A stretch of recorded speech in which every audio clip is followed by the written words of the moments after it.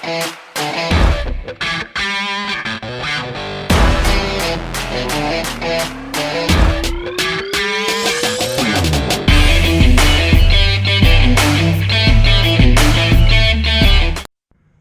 everybody, this is Tim W. Leathertachi 1996, and welcome to Season 3, Episode 3 of Godzilla FX. And this week we have a really awesome Godzilla film this week.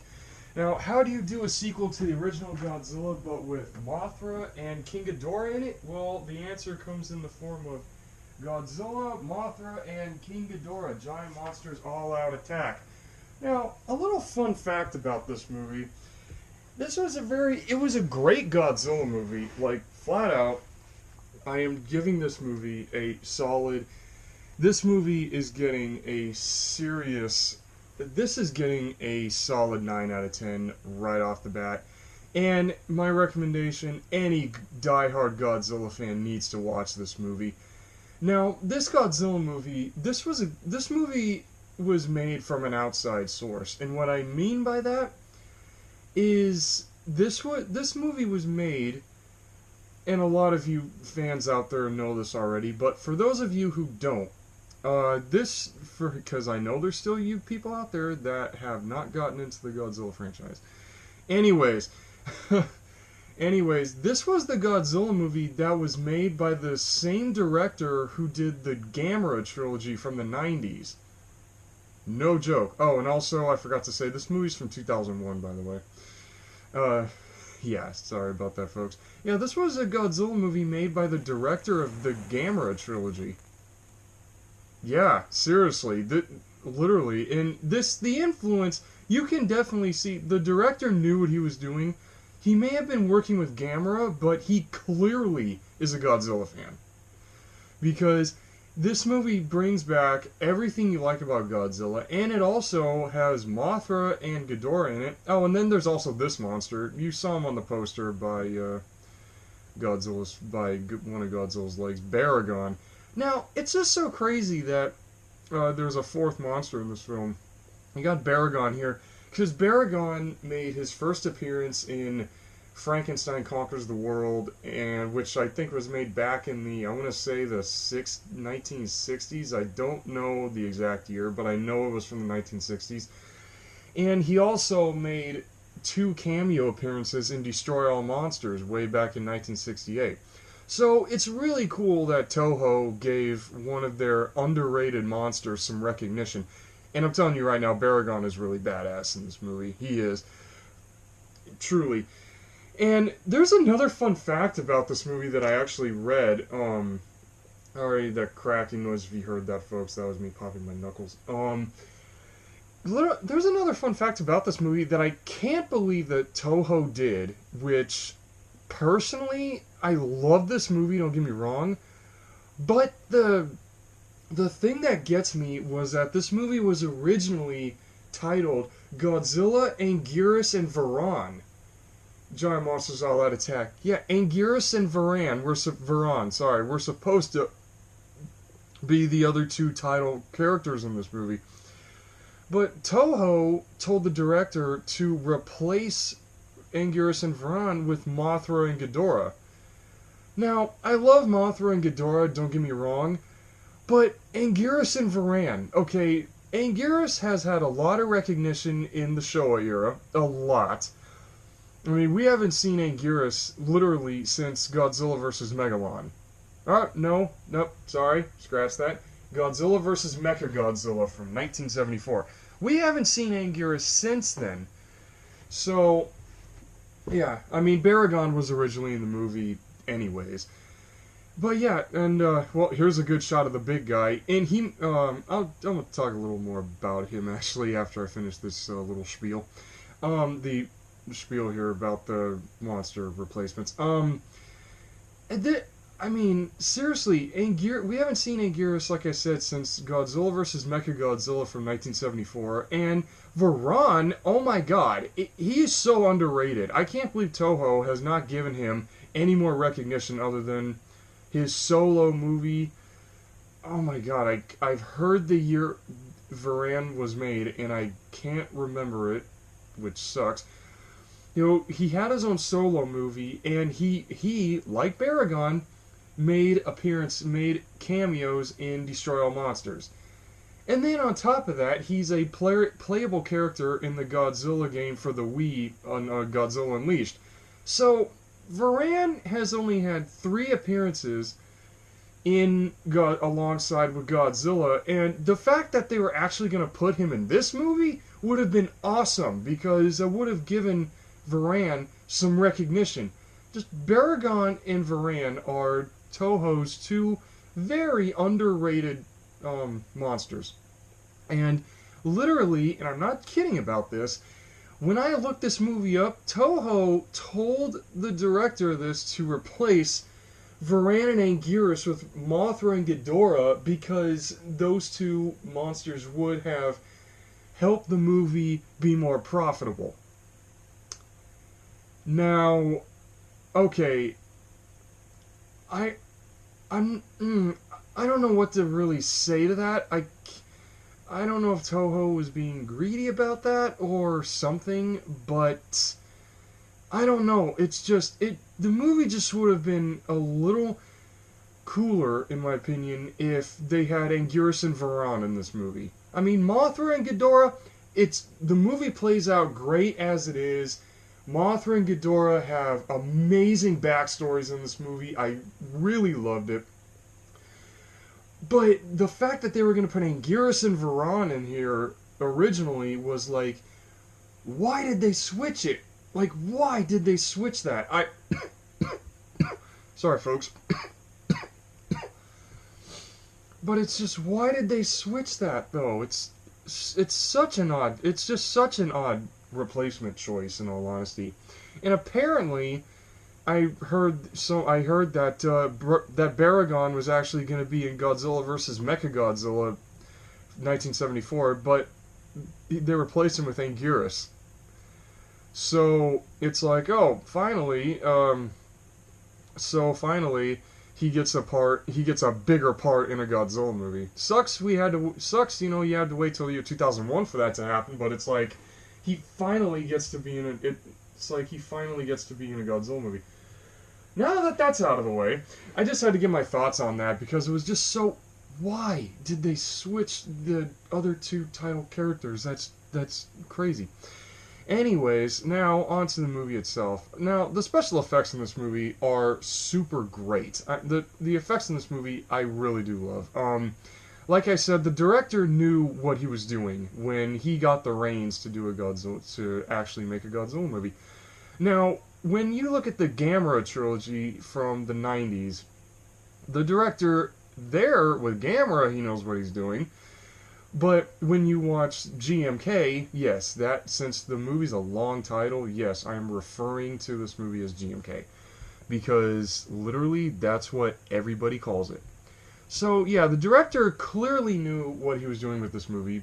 And effects-wise, this movie's amazing. And they do this whole thing, I know I don't talk about plot so much in this movie, but with this series, but sometimes I do.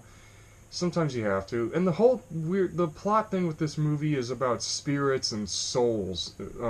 Like the director brought a little bit of the Gamera trilogy influence in this movie, with heavy on spirits and guardians, and spirits, monsters that are guardians, and just this whole spirituality thing. And the way they explain Godzilla here, and if you ever notice, you can see it in this screenshot here, actually, when he's just walking through this power plant. It would have been cooler if he shot at it with his atomic breath, but still. But anyways, they literally explain in this movie that this is the Godzilla from 1954. Literally, and they say that the spirits of, the souls, soul, same thing, really. That the spirits of the people who were killed during World War II resurrect Godzilla, and they use him to seek vengeance on mankind. Now, in all honesty, that's a really good that's a good reason, actually. I mean, it's an interesting reason, but it's like, it makes Godzilla evil. I mean, Godzilla's like demonic in this movie. He goes around, and with all the souls he's harboring, he ends up becoming like just one really pissed off character that when he tramples through the city here, from Shizuoka to Hakone here, as seen in here, from Shizuoka to Shimizu to Hakone, as seen in this shot, to Tokyo, he means to cause that much damage. Like, he really intends on killing as many people as possible. And then, of course, like any Godzilla movie, you have the monster battles. And, okay, and I'm telling you this now, what was it? Baragon, Mothra, and King Ghidorah in this movie. Originally, their backstories were where Baragon was a dinosaur. Ghidorah had, well, so far he's had two origin stories. He's been an alien in the Showa era and a man-made creature in the Heisei era. And then you got Mothra, who was this mythical deity, right? Apparently, the way they explain it in this movie is that the three guardian monsters were defenders of nature, because they say defenders of the homeland, but they say mountains, rivers, and forests. That's nature. So these things were defenders of nature, and they did attack people some odd 1,000 years ago. And people ended up killing them, but then their souls were worshipped as guardians. So this old man character ends up waking the guardian, summoning all the souls of the three guardian monsters because he knew that Godzilla would come back, which he obviously does. And actually, I know I'm talking heavily on plot, but it's an interesting story for Godzilla, Baragon, Mothra, and King Ghidorah. Like, each monster has this whole spiritual backstory on why they're here and why they're trampling through Japan, beating the crap out of each other. Now, the miniature sets. Now, the first battle between Godzilla and Baragon, it's just full of like pretty good, actually really pretty good special effects where Baragon puts up a good fight, but Godzilla blows him up at the end. Both monsters just beat the living shit out of each other. Now, this actually brings me to my very first effects con, and it's in the first monster battle between Godzilla and Baragon here. My first effects con is, there's a point where Godzilla gets Baragon up against the cliff, and he starts kicking him.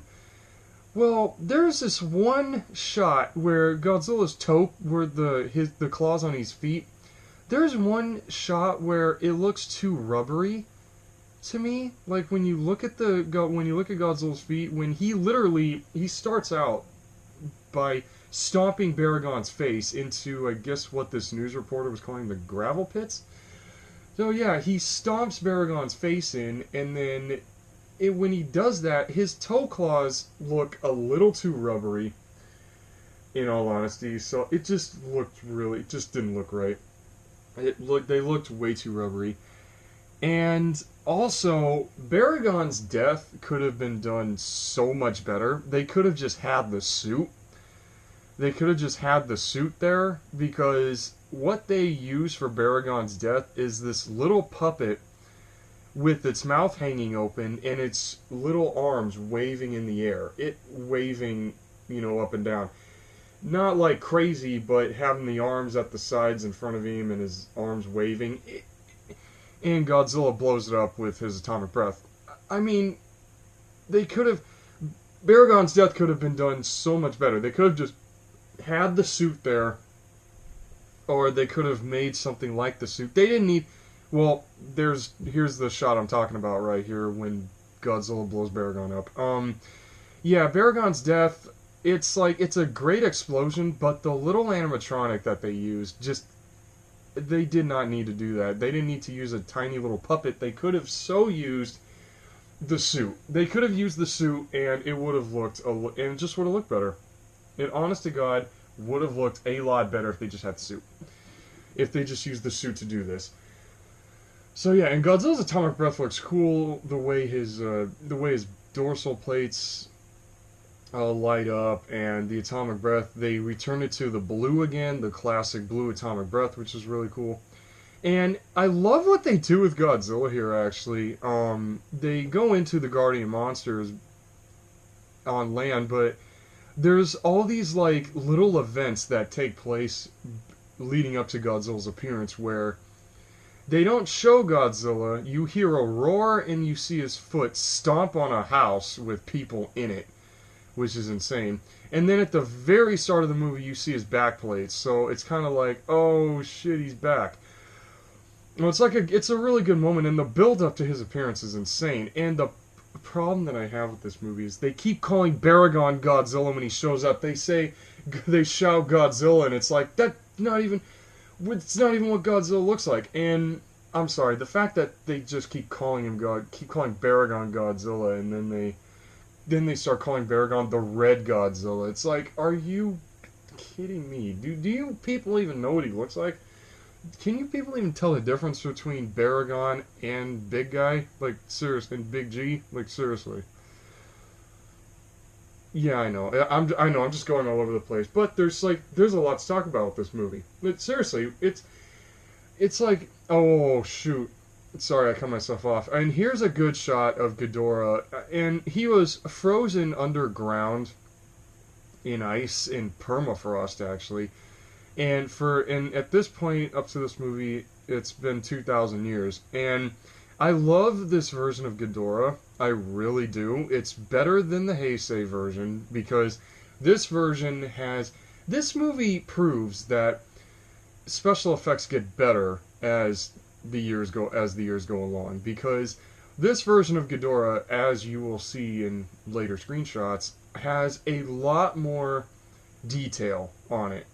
The suit has a lot more. It has the overall impression, like you recognize the character, but the scales on him are more detailed, and they look more dragon like. Like, they look more like dragons you would see described in the myths and the legends of dragons that you would find in China, Japan, Europe. Mainly Europe. Ghidorah has a very European dragon feel in this movie because his scale detail looks more. I mean, it looks kind of Chinese-ish, but his heads kind of feel more European dragonish. So he's like a mix of Europe and Asian dragon. And I'm going to say this now. I know I rarely ever talk about human characters, but the old man in this movie that's standing right in front of Ghidorah that starts telling everybody that Godzilla is going to come back. My gut, while I was watching this movie, literally an hour, I got done watching this movie an hour ago. For some odd reason, my head and gut were telling me that that's Dr. Serizawa. Has to be, because literally he explains everything at one point about Godzilla, and here's all three of Ghidorah's heads, and you get to see the European dragon influence that I was talking about. And they have I love the snarl that they have. One of the heads, I love that they have like this little snarl for one of the heads. It's really cool. And and also off to the right of one of the heads, you can see the really amazing scales, like scaly detail, like Chinese dragon inspiration. And anyways, yeah, I think that's Dr. Serizawa, because the old man at one point explains who Godzilla explains Godzilla from 1954, since this is a literal direct sequel, and they say Godzilla hasn't been seen in 50 years. So yeah, I think that's Serizawa. I really do. I think he got his sight back. He somehow got his sight back, because movie logic. And I mean, or he could have been blind, He could have been blind in one eye, you never know. But I really think that was Dr. Serizawa, because it's just the way the old man character played out felt very much like it could have been Serizawa. That's just me. Because I don't know who that character is other than what I'm thinking here, actually, so sorry about that. They don't really give much context to the old man anyways in the film, other than he just stands around and gives key plot points, pretty much. So yeah, and the crazy thing is that with Mothra in the movie, they don't have the twin fairies in the movie. Like I said, Mothra in this movie, Mothra's from Earth. She's just a regular creature, that was one of the three defenders of nature before humans killed her. So Mothra is basically just a regular animal. Oh, and speaking of Mothra, here she is. And I really love the 2001 look. Like, so far, when it comes to Mothra, this is my number one version of Mothra, because she looks more insect-like. She looks more like a bug and looks really pissed off, actually. And it's just so funny that her eyes are purple in this movie instead of blue. And she just looks more insect looking. She looks more like an arthropod, like a bug. So, and I just love this new update version. I mean, the '90s version just like fluffy butterfly Mothra, and it's like it looked cute, not fearsome. This Mothra looks fearsome, and I love this effect that she does. There's this cool effect where she points her thorax towards Godzilla, and all these little spikes shoot out of it. And the spikes were all CGI, you can tell. And the CGI in this movie, that's another effects thing that I got to talk about. Well, actually, before I talk about the CGI, there's one point where, there's one point in this movie when Godzilla and Mothra meet. When Godzilla enters the city, somehow he enters Tokyo and has not smashed a single building. I'm shocked, because literally they do an overhead shot of him with Mothra flying around, and he has not destroyed a single. He did not destroy a single building in this movie until Mothra picks a fight with him. So yeah, I just had to point that out. Anyways, my next effects comment with this movie is when Mothra and Godzilla are roaring at each other. There's a point where the audio is off sync with Godzilla's roar. Like, you see Godzilla, his mouth is open. He's roaring. He shakes his head, and then his mouth closes. But the audio is off sync. Yeah, it's a really small effects con, but if you look, you catch it. And here we go. See, this is what I mean. This is the screenshot I was wanting to get to with Ghidorah, because look at all the detailing. He has more spikes going down his back, kind of like dinosaurian iguana-looking spikes. And when Godzilla and Ghidorah, when they first fight, literally, that's all these two do is just bite each other most of the time. But seriously though, and the city getting destroyed, great piece of effects work. The sound effects go along with it so amazingly. Like, seriously, this movie's just downright awesome. This was a really great movie. And like I said a couple other times, the director, he knew what he was doing. He was clearly a fan of Godzilla, and he knew how to do a Godzilla movie. Truly. Despite coming from Gamera. It's like the director, I can't remember the guy's name for the life of me, but he did great work on doing Godzilla and Gamera. Truly, like I said, this movie came out in 2001. If this director is still around, it's the fact that he has worked on both films, both iconic characters, he has to do a crossover. He has to make a crossover movie, because he made a great Godzilla movie, and he done three amazing Gamera films.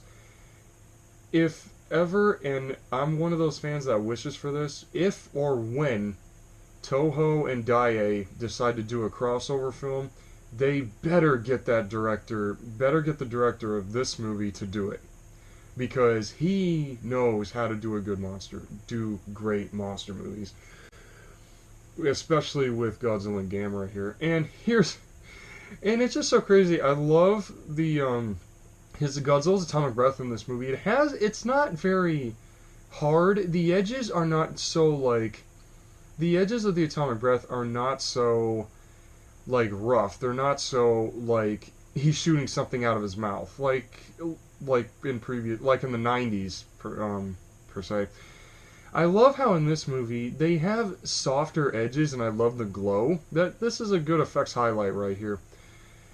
Um, yeah, the soft edges around the atomic breath and the glow. Same thing with Godzilla's backplates. It has a very soft, light glow, and it's not so hard and rough and sticking out, you know. Like, I just love that they made Hit Godzilla's atomic breath look. I don't know. They just made it. They just made it. I just like this one more. In all honesty, I just love that the fact that it's not so rough, that the edges aren't so rough, and the edges are more softer, and the glow is more pronounced. I really like that. And one thing I do love about Godzilla in this movie is they actually show expression on Godzilla's face. And yeah, when you look at him, he just looks really pissed off the whole movie. But there's some points where he actually, where you see his rough brows when they go forward and they show like he's looking down at something or somebody. So yeah, they try to show a little more expression on Godzilla's face in this film. And is it me, or does Godzilla's skin look very elephant-like in this movie? His skin looks like elephant mixed with reptile. And the thing with I gotta say this right now, I agree with Cinemassacre when he did his Godzilla-thon. Oh, and here we go. Great facial detail. Before I talk about Cinemassacre, I love the back of Godzilla's head.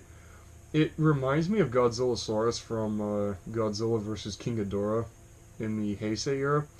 It really reminds me, the little dorsal spines on his neck, on the back of his head and neck, kind of look very Godzillasaurus-ish, which looks really cool. And I just love the skin detail in here.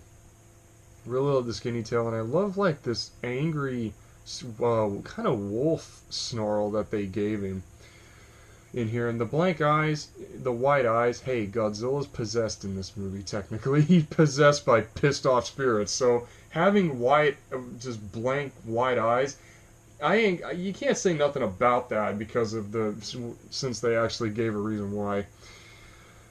So yeah, I gotta agree with Cinemassacre when, way back in 2008, when he did his Godzilla-thon, when he got to this movie, when he said, you don't F with Godzilla, he takes on everybody. Godzilla literally takes everybody on. He takes on 3 monsters. Yeah, he takes on Baragon, Mothra, Ghidorah, obviously. And he takes on and the military gets involved too. And all 4 entities come up and try to beat him down. And it's just so crazy. He just shoots everybody. And one of the main effects highlights I gotta talk about is the fact that there's one point where the military shoots these new weapons at Godzilla, and I really do like it. It's called the D3, and the D3 is basically this giant drill machine that it's actually a missile warhead, and when it attaches to something, it'll drill into it, and then after it drills in far enough, it explodes. So it's like a new detonation device, which I really do love. It actually looks cool. Oh, before I talk about this scene, because what I'm talking about relates to complete CG Ghidorah here, in the golden shine and everything. Now, crap. What the heck was I saying? Oh yeah. Now, and also then after the D3 thing, Godzilla just gets pissed off, and he slowly drags his atomic breath at the military battalion that's on the streets in the city. And when he slowly drags his atomic breath on the ground, you see soldiers' bodies flying all over the place. So it's like he massacres. Literally, the way one of the Navy soldiers says in this movie, Godzilla destroys 90% of the military battalion that's in this movie, land and in Tokyo Bay. So yeah, Godzilla's a little too overpowered in this movie. But yeah, like I said, I agree with Cinemassacre when he says you don't mess with Godzilla, because he takes on everybody in this movie. And what's so crazy is he does whoop Ghidorah's ass. He really does kick his ass. And Mothra, what's so cool about Mothra is Godzilla tries to shoot his atomic breath at Ghidorah when he's down, and Mothra takes a hit for Ghidorah here. He jumps in front of Ghidorah and gets her ass, like, cooked. But then Mothra flies out of the rubble with her wings on fire, and then she tries to go for another attack, but then Godzilla does one more atomic breath straight to her face and just vaporizes her. And then Mothra's energy goes into Ghidorah, basically resurrecting him, and Ghidorah comes up all CG, and the CGI, it's early 2000s CG, but it looks very like... Has anybody who's seen the Asylum of Dinosaur films, have you guys ever seen the movie The Land That Time Forgot from 2009? Yeah, that's what the CGI kind of looks like in this movie. With Ghidorah, when he's resurrected in the previous screenshot. And here we go, more facial detail of Godzilla here. And you get to see the cool mouth detail. I really, really love, like, his tongue looks very rough, and his teeth. He got the double row of teeth that he had back in the 90s. I really like that. And he's got, like, saber teeth. Like, his two front fangs are, like, sabers, kind of, which is really interesting. And when Ghidorah comes up resurrected, he's shining all bright yellow, and Godzilla tries to shoot at him, but it doesn't work, and then Ghidorah shoots this ball of, like, all of his energy at Godzilla, and this actually leads to my very last effects con with this movie. When Godzilla's flying backwards amidst, like, a Michael Bay-ish kind of explosions, he looks like he's being dragged. It looks like Godzilla was sitting on something, and he was being dragged towards the water. It looks so obvious that he was dragged dragged on a track led towards the water. I wasn't really a fan of that. But this is actually another effects highlight. This movie has a lot of effects highlights, but there's only 4 effects cons with this movie. So yeah, there's a lot of effects highlights, and one highlight that I gotta talk about is you actually see Godzilla get injured in this movie, something that never happens. Well, I mean, in Biollante, you saw Godzilla kind of get injured in that movie, but in this movie, the big explosion, well, not this explosion, the big explosion that happens, what do you call, I guess like a piece of debris cuts Godzilla or whatever, and while he's injured, Ghidorah, who makes a like deer sound, the high squealing deer sound, by the way, with Ghidorah here, his roars, it's the high squealing deer noise mixed with the 1960s noise. If you really listen to it, it's the 1960s roar for Ghidorah, which is cool. And then he fights Godzilla underwater and gets his ass kicked again, but then Ghidorah gets back up, flies out of the water, starts shining gold again, starts getting all brightly lit up and like bright ass yellow, and then he shoots the lightning out of all 3 of his heads, which is like, that's his trademark. He's got to shoot lightning out, but it hurts Godzilla for a little bit, but then somehow Godzilla absorbs all that electricity and he gets his energy boost. So the explosion you're seeing in this screenshot right now basically is Ghidorah blowing up. Seriously, when Godzilla beats the crap out of Ghidorah, and then Godzilla actually... The weird thing about this is that, another thing, he eats one of the main human characters. He literally eats the guy, but the military commander shoots... He shoots a D3 into Godzilla's wound, making the flesh pop out so he's got a hole in it. He literally has a hole in his shoulder. And one other crazy highlight that I gotta talk about is when Godzilla shoots his atomic breath, like at the very end of the movie, in the daylight, because this whole final battle takes place at night, he tries to shoot 2 of the main characters, but the atomic breath comes out of his shoulder. Let me just get back to the poster here. Okay, yeah. And the atomic breath comes out of his shoulder, and then, literally, I guess Godzilla kills himself by trying to shoot the guy he just ate after he escapes out of the hole in his shoulder, or his neck. It's somewhere in that area of his body. And what do you call it? Then Godzilla just vanishes, but it like leaves it open for a sequel that has sadly not happened, because Godzilla's heart, his beating heart, is at the bottom of Tokyo Bay. So, and you hear his theme song play, which means, oh, Godzilla's still alive. Now, Godzilla, Mothra, King Ghidorah, well, GMK, I'm just gonna simplify the title here. This was a really, really amazing Godzilla movie. Like I said, I give this movie a solid 9 out of 10 for this film, because the effects highlights they're obvious. They're so obvious. The effects cons, sorry, highlights, yeah, definitely, they're obvious. But the cons, yeah, they're really obvious when you watch the movie. Yeah, like I said, this movie gets a solid 9 out of 10 for me, and I'd recommend this to any diehard Godzilla fan. So, yeah, those are my thoughts on this movie, and like I said, the director who did Gamera clearly was a Godzilla fan, and again, Anguirus and Varan, I wish you were in this movie. I mean, seeing Godzilla fight Ghidorah again is cool and all, but seriously, I just wish Anguirus and Varan were in this movie. Oh my god.